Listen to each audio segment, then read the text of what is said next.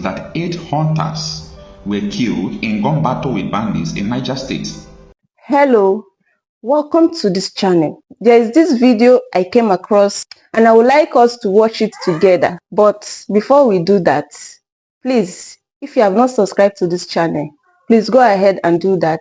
Click on the subscribe button and turn on your notification bell to keep being part of this. Then as you watch, do not forget to react and also drop your comments in the comment section. If there is an instrument to measure the value of human lives in every country, I don't know the number the human lives in Nigeria is going to be. This is because the way we react when people lose their life, especially if vigilante people die, civilians die from terrorist attack and all those things, you will see that nobody will react to it. Life goes on. So the people that lost their life, they are on their own. It doesn't concern anybody. So I don't understand how we were able to come to this level where the human life don't matter to anybody again. Is it because of the rate of poverty? Is it because people are looking for what to eat and they don't concentrate on people losing their life? They don't talk about it. And the worst is the news media. If something happens, you hardly see 2-3 news media or television station that will come out to report about it. This is not good at all. Leadership newspaper reported about this. Sarah Reporters also reported about this, that 8 hunters were killed in gun battle with bandits in Niger State. The reason why I always pick interest whenever hunters are being killed is because the hunters are sacrificing a lot. Vigilante groups are sacrificing a lot in Nigeria. I know this space they occupied. What the military, the police could not do sometimes, the vigilante will do it. Some police officers or some military officers would say, here is not our hometown, here is not our place, and so on and so forth. But you know what? Vigilante will not say that. Vigilante will go down to the root because they know that this insecurity is affecting our people and we can't allow it to go like this. This is what the vigilante group has been doing. This is what the hunters have been doing. I'm not talking about hunters who carry, guns traveling from north to south. No, these are not the hunters we are talking. We have Hunters Association, National Hunters Association. So these people and like forest guide, they go to the bushes, they fight all these terrorists in the bush. That is what I'm talking about. It is important we give them respect whenever they are being killed.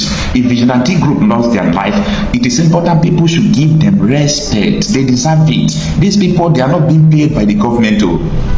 Most of them are voluntary. They just want to serve their people. They just want their people to be safe.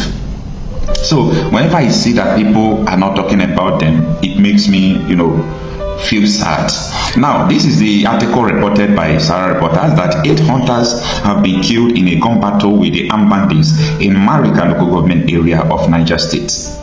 The incident happened on Tuesday when a large number of bandits invaded Hunyo's Sabo, Wuri village in Dusai, Maforo district of Mariga and rustled an unspecified number of cattle, according to the security analyst Zagazola Makama. A senior police source in the state confirmed the information to Zara Reporters on Wednesday, adding that a report on the incident had already been forwarded to the police headquarters in Mina. It was learned that the bandits, while fleeing with the stolen animals, were intercepted by the hunters between Kakihum and the Kumbashe village, leading to an exchange of gunfire. The hunters were overpowered in the confrontation, leaving 8 of them dead. Their remains were later evacuated to the General Hospital, Bangui, by the security operatives. Imagine where 8 security, vigilante operatives died. 8 of them. Now, this has to do with the use of firepower that does not match with the terrorist firepower.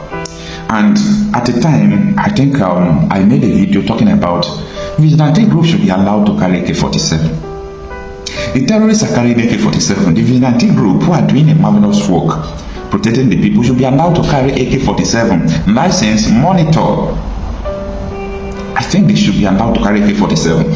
And also, like Burkina Faso, the way they do their things, They gave their people access to have AK-47, and they will give you one magazine. After 1 or 2 years, I think it is 2 years, if you did not use it to commit crime, you did not use it, out of the specified instruction, they will give you 2 magazines.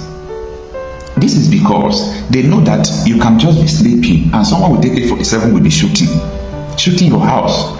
So Nedemoko, that is my senator representing Delta North, that is Anioma, he was trying to sponsor a bill. He sponsored a bill that did not skate through, that Nigerians should be allowed, or everybody should be allowed to carry gun. I understand the reason why he was saying that. People are afraid that if gun enters in the hands of citizens, they will use it to do bad. Oh, if that is your fear, what about guns in the hands of terrorists? So we are not ready. If we are ready, everyone should have a gun. Imagine where the terrorists will come into your community and you have about 15 AK-47 in that community. They will run. They will run. They will run. But in a situation where they know that you are vulnerable, you don't have anything to defend yourself, is it that shoot and run? No. They know you are weak. So they leverage on your weakness. They know that the government will not allow you to carry sophisticated weapon. So 2 people will just enter into the community and they will hold the community standstill. Only 2 persons can hold about 3,000 to 4,000 people to ransom. Why? Because these people don't have gun. They should be allowed to carry gun. That is the situation right there. Because if actually the government are not accomplished, if actually the government is serious or the agencies are serious, allowing the citizens to carry gun is the best thing they could do at this moment. There is fire on the mountain. There is fire on the mountain. The people who are trying. In some places, security agencies are trying. Like what I said in Delta State, I said most of the policemen, most of the soldiers, sometimes they are trying, most especially around Obashuku, Iseluku, Asabo, those areas. A lot of them has been neutralized. A lot of them have been killed by the joint force, by the joint, that is both the brigade army,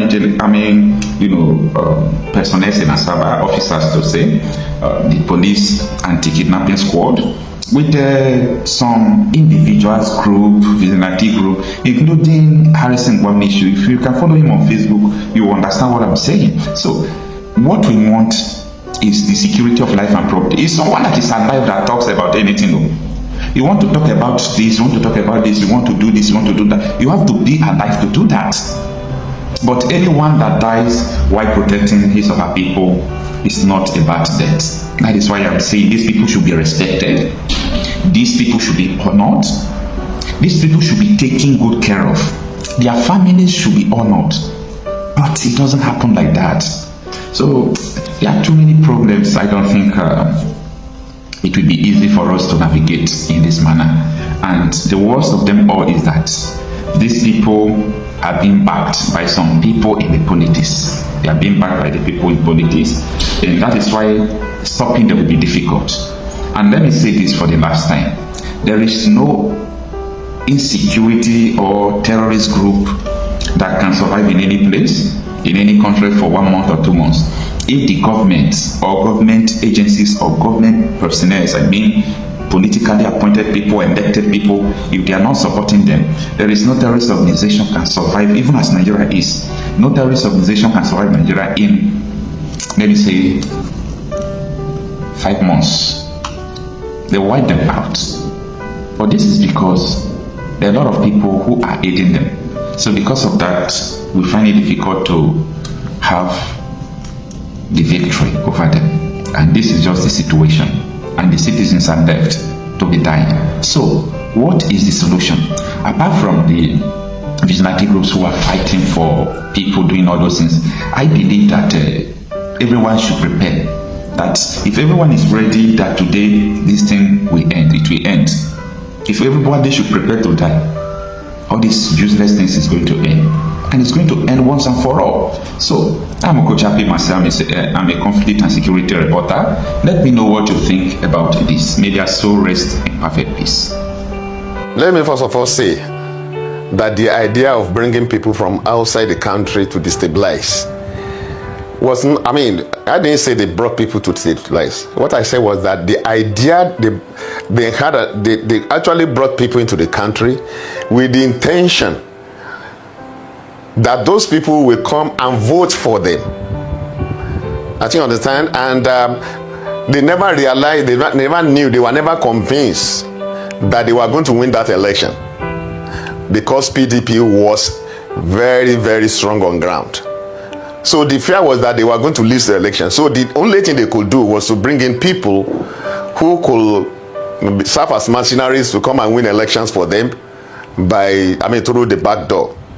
But when the new PDP came on board and joined them and form the APC and won the election, they didn't know what to do with those people. And in the process, those people became uncontrollable. I mean, many people have spoken about that. You've mentioned a name now, although I hate to mention names. You've mentioned a name now. You've mentioned El-Rufai.